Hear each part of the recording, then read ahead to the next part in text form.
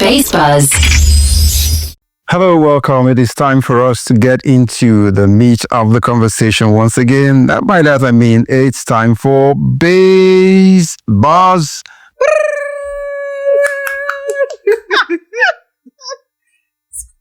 Chacha, Chacha, honestly, we need to investigate where that energy came from. That drum roll and the brrr, where did it come from? If I talk now, people will say, let me just keep quiet. You always seem to come with this extra pack of energy wherever you go. You can power a party even without... I can, but honestly, I'm hungry now. And I just want to feel. Let's feel. I'm hungry. See, I was in my last strength energy. I've finished talking now. So, let's go. All right, guys, let's get into the conversation. This time around, as we look at something very topical, it can make or mar. To make or to mar is what we're here for. Now, disclosures, how much of it should you let out when you get into relationships, whether as a boyfriend, girlfriend, upgraded, you've got assurances already, and you are married? How much of what you're bringing from the past should you bring into the present is what we term as disclosure. So, ladies, are you ready to disclose and put it on the table for us here? Ready enough? When you say ready, I don't know. See how it goes. We'll see how it goes, right? Yes. Okay, let's begin. At what phase should you really let out what your past? By disclosures, we're talking about your past because we can't be talking of your future because the future is still far ahead. So by disclosures now, how much of your past, of the past of an individual should that person bring into a relationship? You know, I'm the type of person who is very transparent in my relationship. I want to be very open. I want to be able to say everything I feel. You know, everything that has happened to me in the past, you know, every single detail of my life. That's the type of person I am. But I recently learned, even in friendships, it's not everything you're opening your mouth to say. I learned the hard way. I learned that, sometimes there's several things you need to learn to keep to yourself. Sometimes you just need to shut up your mouth. Even if, your body be scratching to talk, just not everything needs to be spoken of. Not everything needs to be open and out there.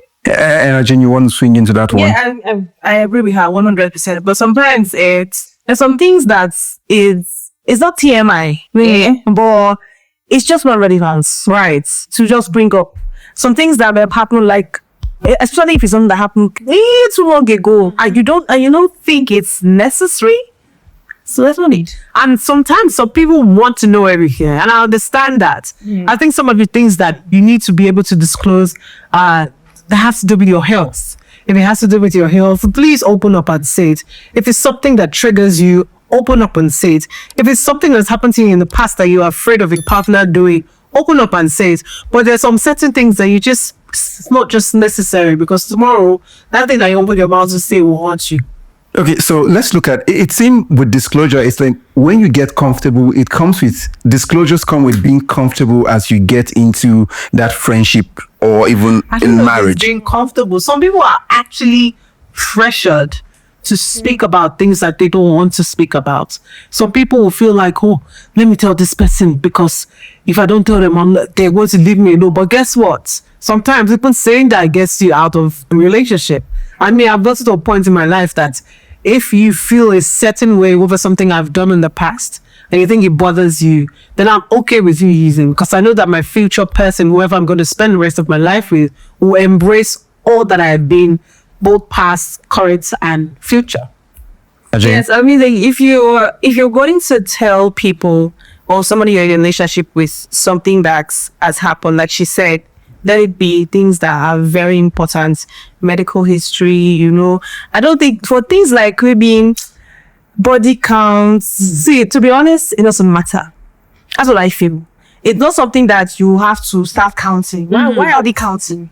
Okay, And now that in the present. Okay, now that we even mentioned now, since I wasn't even going to talk about body counts, but since let's even begin with some of those areas that look like a no-go area most times. And why wouldn't body count really be necessary, a disclosure for us in a relationship? Because the body count helps to also know probably how far, how much water has gone past the bridge in a way. It helps to understand. It's not your and business. so to help you know you can refill the bridge or the water. No, but what does knowing your partner's body counts have to do with your relationship? Like, how does it help your relationship? What is it going to change? I'm asking you. I know you're asking that. What is it actually going to change from a man's perspective? If I play the devil's advocate here, I think knowing that would help me. Now, the body count, for example, it's something that helps me understand the sexual appetite of my partner. So you might just be boxing. You might be boxing shadows if you don't know. By the time you know this person is someone who goes for marathon, is competing the Boston Marathon, is gone for different marathon in different parts of the world. So you cannot be doing it as if you're running the Access Bank marathon in Lagos. I don't think that. So I just feel like it's just I don't know why people ask. It's not a thing that I think that people should bother about. Because first things first, you can use it to judge a person. True. I think maybe when it comes to body counts, the things that should be disclosed that, say for instance, the person that's been with somebody maybe your friend, not even just your friend, a close friend of yours, then I think your partner should disclose and tell you, oh, this is your friend, or I had a thing with him, or I had a thing with her, and move on. But if it's a distant friend, someone like say hi, hello, I don't know if that's necessary. If it's somebody that they don't even know, I don't think that's necessary as well. Maybe you can ask how many people are broken your hearts, whatever it is. So in asking how many heartbreaks have you gotten, doesn't that give me an insight into like... A lot of people could be, not everyone sleeps with just the people that they're in a relationship with. Spiritual. Some people are just casual. So I mean, I think that knowledge is not necessary. Like, what exactly how does it make him feel? Are you just no age whether I'm a exact prostitute or whether I'm like a nun? Are you trying to put me in a box? Are you trying to? I feel like people should get to know themselves by themselves. They should not even count on what somebody has done in the past. But I think it's unfair for you not to let me know, to certain disclosures to hold back, even beyond the health. Those ones we established that it's right. Okay, the things you prefer. But look, sexual disclosures, we have to put it on the table. I think most men like to use that as a weapon. Yes. As rather than just knowing it is a weapon to say, you have instead to tell the husband. If you look at the conversations on Twitter or wherever, you realize that it is a weapon. So you can demonize me and make me feel bad, feel sorry for having a past when I should have.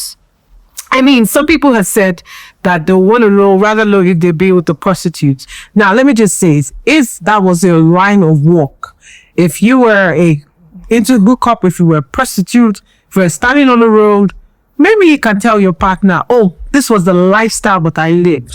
But if you were just, aside that, I don't think it counts. I don't think anyone should come and say, okay, I mean, I think been with you for me. Like, I mean, I have this feeling. But if that doesn't count, but how come if we are, but I just need to draw this analogy so we get it now. Okay. If we're getting a car, we need to check the mileage of the car. So why? That's a disclosure. So that the car isn't that break down? So isn't that disclosure? Now, you go break down. I have a question actually. Is it body counts if you were in love with these partners and you had an actual relationship? Is it body count, or is this only body count when they are random people you slept with? Plus random. That's it. It's everything. Like, so I don't feel a partner that I was in love with is considered body counts. That's how I feel. I feel like body counts is mostly attached. This is my opinion now. It's mostly attached to just flings, losing. You had no history with that person at all. So those ones, they don't have bloods. They don't have blood in their skin. It just feels like a count. He's adding. Oh, it not count. Yeah, but when you are in love with someone, you share the history. It's not seen. But for those persons, they don't have a name, right? They have. But I'm saying, if you share a history with someone in sense of love, classifying it as body counts to me feels weird. I think it's all the same thing. It's all the same thing. But I get what you're saying. But on that note, two of you disagree. But I want to take us to a point where the psychology, because you've also touched on the psychology, what that does. But with certain disclosure, keeping people in the dark about certain things. Let's say a brother, so it doesn't look like it's always unfair.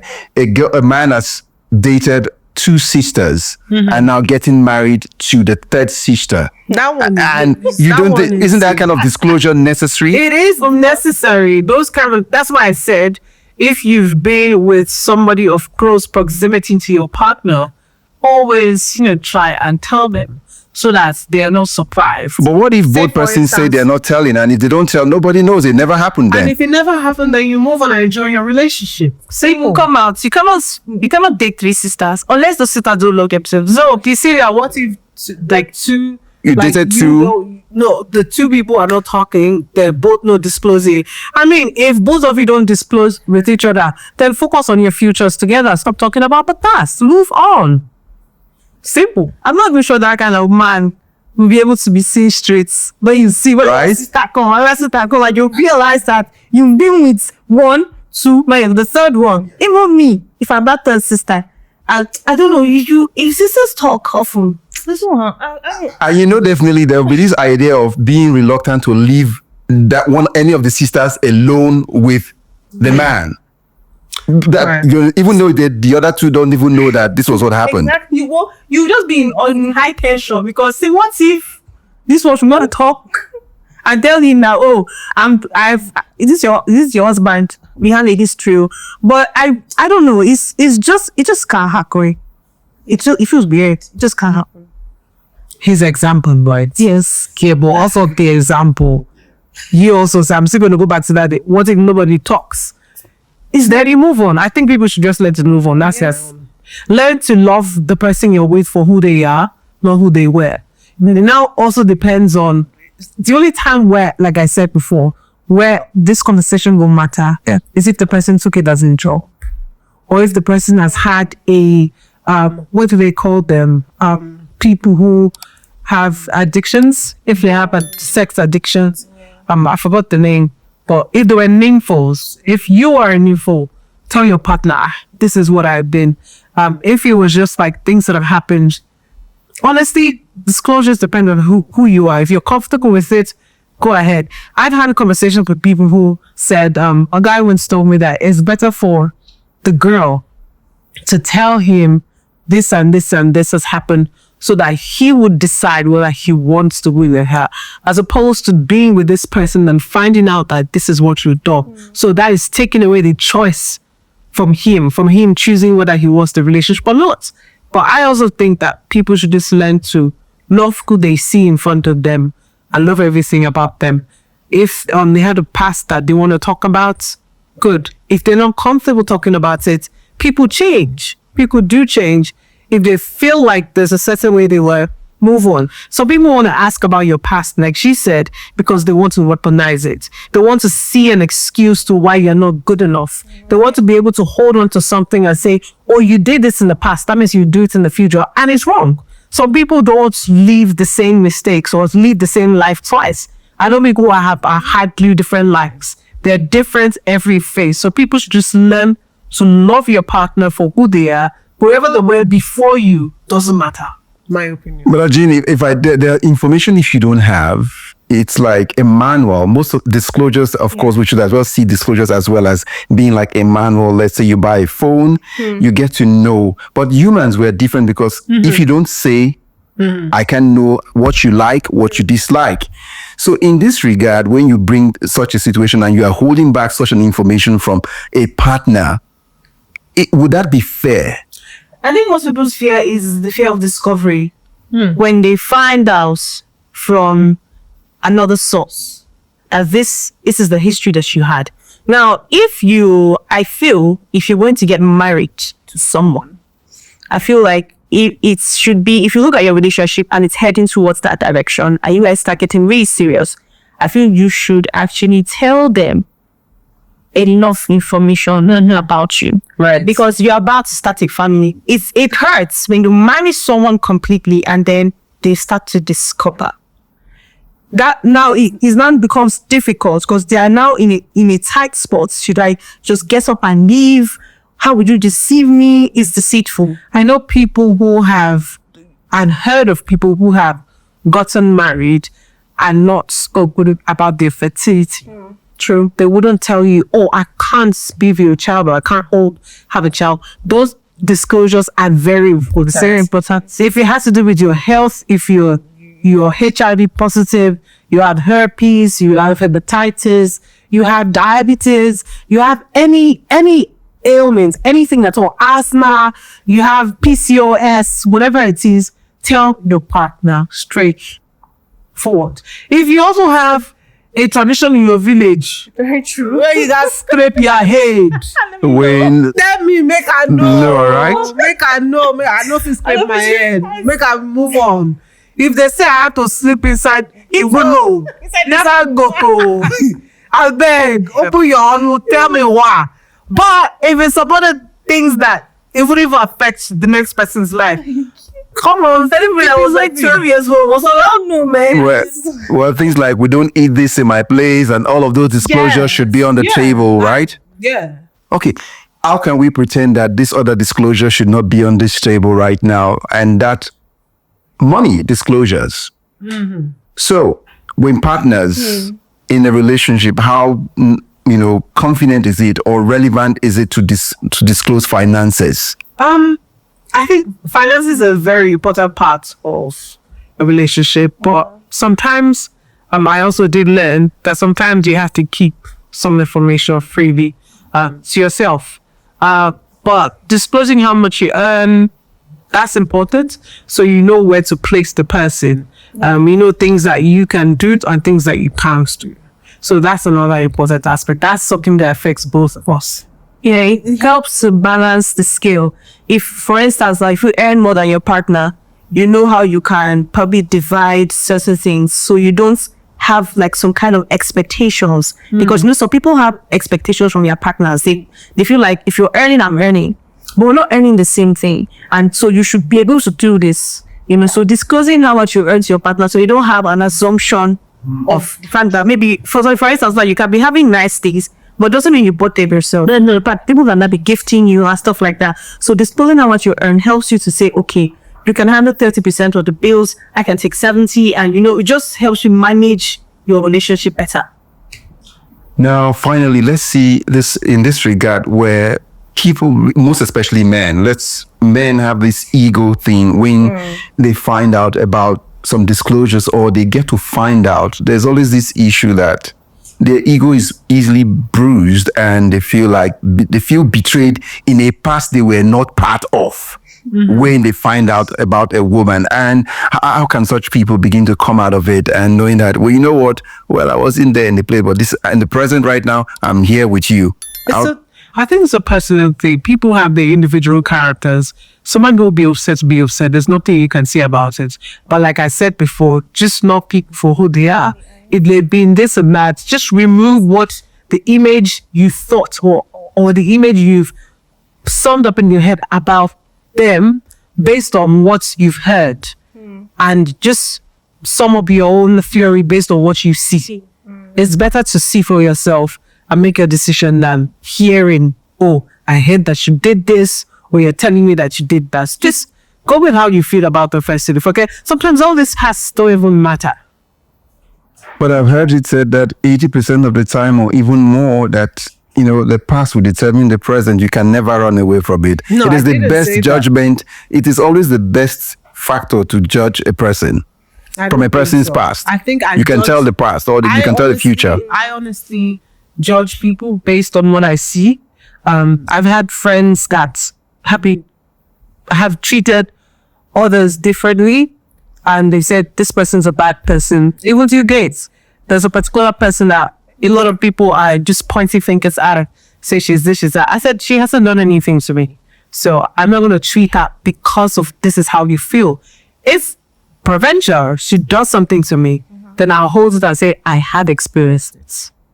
I feel like when you buy phone from someone that's used it before, you factory set it so it becomes brand new. So you cannot put in your own settings. So when you're stepping into a relationship, I feel we should go there open-minded, knowing that this is a phone that has been used before. If the person has been in a relationship before, and you can factory the settings and then you start putting the settings that you like to see. together. So that even it ties fittingly properly into the mileage of a car before buying now, right? So we are on the same table on this. Do you resent the mileage? But you begin. If, see, look, You can if you're refer- using mileage, let me just say, if you have a problem with mileage as a man, go for brownie. If it's short for you. If you Go for, if it's short for you. Go, bro. Go anything. Please go for brand new if that's what they do you. Go for chataracha. Go for fresh from the not the room. Not stress from the hospital delivery. Go for that. If that's what they do you. Go if that's the case, you as a man, as you meet somebody and you are the one that first date for them, follow that one home. Take that one home. Before tomorrow you say somebody, bro. Anyway, this is where we call it a wrap on Base Buzz. Right now, we hope to get your reactions. You can see this conversation can just keep going round and round, but it's all for us to get you talking and get to become better people. That's what it's all about. So feel free to share your thoughts, just below. We always love to read them. And that's a wrap on Base Buzz. Base Buzz.